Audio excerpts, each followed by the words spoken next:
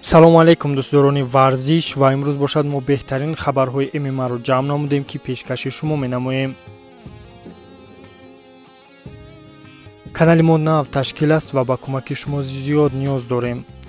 дар видео лайк монед ва дар канали мо обуна шавед. дӯстони азиз, чӣ хеле ҳамаи мо медонем, бояд 24 июл варзишгари тоҷик Аъзам Ғафуров бо варзишгари рус Мансур Хатуев дар СА 107 бой мегузарониданд. аммо имрӯз маълум шуд ки бо сабаби травма гирифтани Мансур ин муҳориба қатъ гардид ва муҳорибаи онҳоро ба моҳи сентябр дар шаҳри Москва гузарониданд. 24 июл бошад Муҳаммад Наимов бо варзишгари амрикоӣ Ҷош Августин ки рекордаш 4-1 мебошад, муҳориба хоҳанд кард.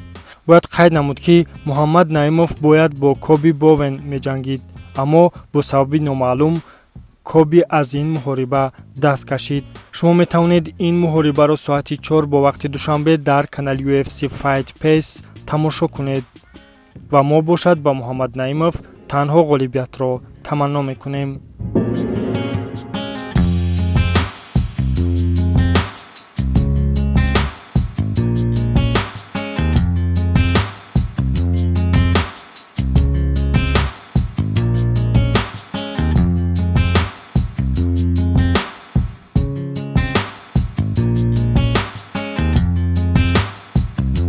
16 август бошад дар шаҳри Москва варзишгари тоҷик Дилшод Наҷмиддинов бо варзишгари рус Дамир Гарифов дар вазни 70 килограмм дар турнири битва за чемпионов 13 муҳориба хоҳанд кард ки ба Дилшод низ пирӯзиро хоҳонем.